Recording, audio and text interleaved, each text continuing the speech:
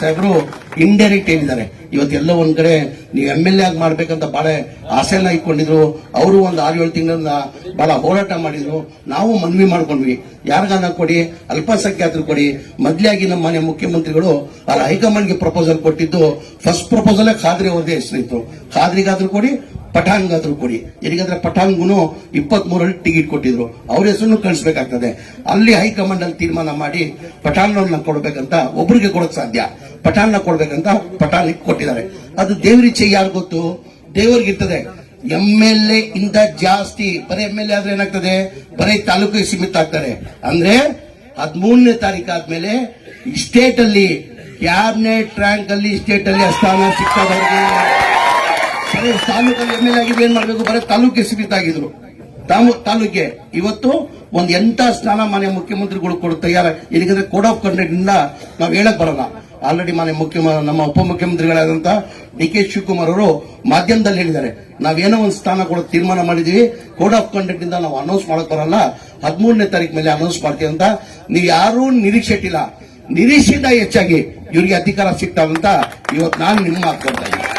ನಾನು ಸಿದ್ದರಾಮಯ್ಯ ಮಾತು ಕೊಟ್ರೆ ಮಾತು ತಕ್ಕ ನಿಲ್ತೀವಿ, ಮಾತು ತಪ್ಪಲ್ಲ.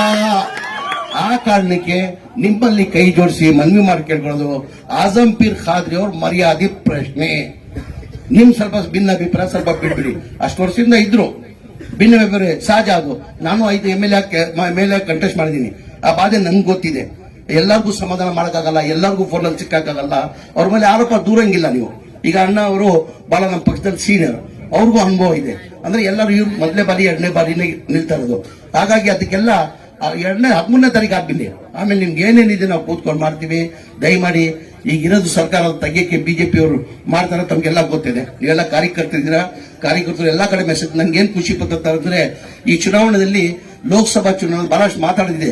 ಏನಂದ್ರೆ ನಾನು ಹೊಸಪೇಟೆದಲ್ಲಿ ಕಾರ್ಯಕ್ರಮ ಇದ್ದಿದ್ದ ಹಿನ್ನೆಲೆಯಲ್ಲಿ ನಾನು ಹೆಚ್ಚಾಗಿ ಮಾತಾಡೋಲ್ಲ. 2-3 ನಿಮಿಷದಲ್ಲಿ ನಾನು ಮಾತು ನಿಲ್ಲಿಸ್ತೀನಿ. ನಾನು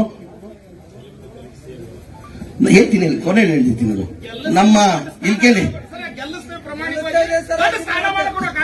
ಸಿಕ್ಕಾಯ್ತು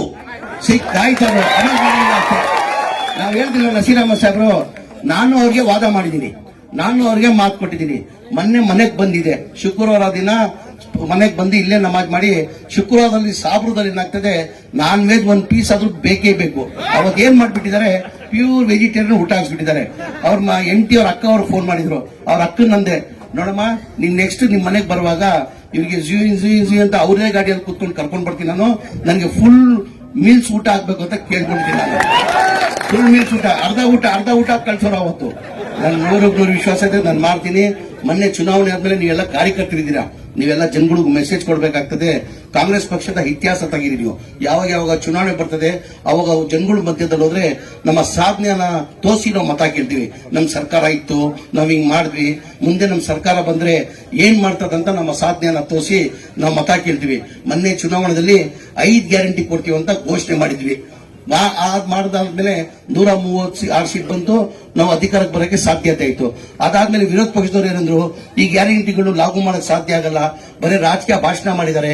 ಈ ಗ್ಯಾರಂಟಿಗಳು ಲಾಗು ಮಾಡಬೇಕಾದ್ರೆ 55ರಿಂದ 60 ಸಾವಿರ ಕೋಟಿ ಆಗ್ತದೆ, ಇದು ಲಾಗು ಆಗಲ್ಲ ಅಂದ್ರು. ಮನೆ ಸಿದ್ದರಾಮಯ್ಯ ಅವರು ಮುಖ್ಯಮಂತ್ರಿಯಾಗಿ ಒಂದೇ ತಿಂಗಳಲ್ಲಿ 5 ಗ್ಯಾರಂಟಿಯನ್ನ ಕೊಟ್ಟಿರೋದು ತಮ್ಗೆಲ್ಲ ಗೊತ್ತೇ ಇದೆ. ಮೊನ್ನೆ ಲೋಕಸಭಾ ಚುನಾವಣೆಯಲ್ಲಿ ನಾವು ಬಹಳಷ್ಟು ನಿರೀಕ್ಷೆ ಇಟ್ಕೊಂಡಿದ್ವಿ. ಈ ಗ್ಯಾರಂಟಿಗಳಿಂದ ಕನಿಷ್ಠ ನಮ್ಗೆ 18ರಿಂದ 20 ಸೀಟ್ ನಾವು ಗೆಲ್ತೀವಿ ಲೋಕಸಭಾ ಚುನಾವಣೆ ಅಂತ ನಾವು ಬಹಳ ನಿರೀಕ್ಷೆ ಇಟ್ಕೊಂಡಿದ್ವಿ.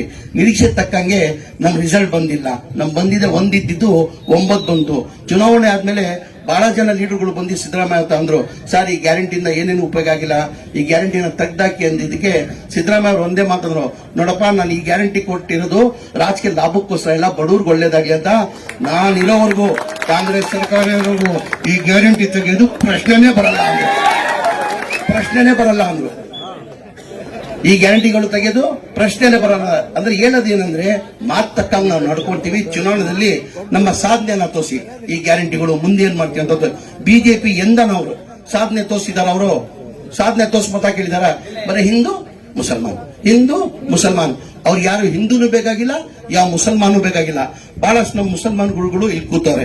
ನಮ್ಮ ಇಸ್ಲಾಂ ಧರ್ಮದಲ್ಲೂ ರುದ್ರಪಣ್ಣ, ನಮ್ಮ ಇಸ್ಲಾಂ ಧರ್ಮದಲ್ಲಿ ನಮ್ ಜಾತಿ ಭೇದ ಮಾಡಿ ಅಂತ ನಮ್ಮ ಇಸ್ಲಾಂ ಧರ್ಮ ಹೇಳ್ಕೊಟ್ಟಿಲ್ಲ.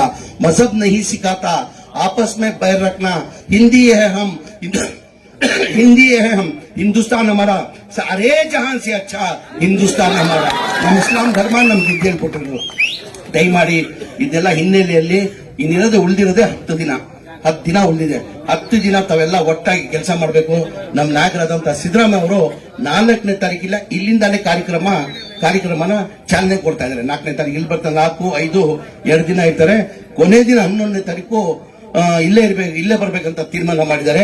ಅದ್ರ ಜೊತೆ ನಮ್ಮ ಉಪಮುಖ್ಯಮಂತ್ರಿ ಆದಂತ ಡಿ ಕೆ ಶಿವಕುಮಾರ್ ಅವರು 7ನೇ ತಾರೀಕು ಅವರು ಕಾರ್ಯಕ್ರಮನ ಹಮ್ಮಿಕೊಂಡಿದ್ದಾರೆ. ಎಲ್ಲಾ ಮಂತ್ರಿಗಳು ಬಂದು ಇಲ್ಲೇ ಟಿಕಾನ ಹಾಕಿ ಎಲ್ಲರೂ ನಾವು ಪ್ರಯತ್ನ ಮಾಡ್ತೀವಿ. ನನ್ಗೆ ವಿಶ್ವಾಸ ಇದೆ ಆಜಂ ಪೀರ್ ಖಾದ್ರಿ ಜೊತೆ ಇದ್ದಿದ್ದ ಕಾರಣಕ್ಕೆ ಯಾಸೀನ್ ಪಠಾಣ್ ಅವರಿಗೆ ಗೆಲ್ಸಕ್ಕೆ ಯಾರು ನಿಲ್ಸಕ್ ಸಾಧ್ಯ ಇಲ್ಲ.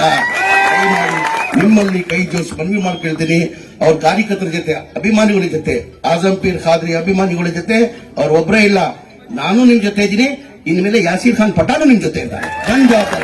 ನಾನ್ ಜವಾಬ್ದಾರಿ ವಹಿಸ್ಕೊಳ್ತೀನಿ. ನಿಮ್ಗೆ ಚಿಟ್ಟಷ್ಟು ತೊಂದರೆ ಆಗಕ್ ನಾವು ಬಿಡಲ್ಲ. ನಮ್ ಜವಾಬ್ದಾರಿ ಇದು. ದಯಮಾಡಿ ಒಂದಾಗಿ ಎಲ್ಲ ಕೆಲಸ ಮಾಡಬೇಕು.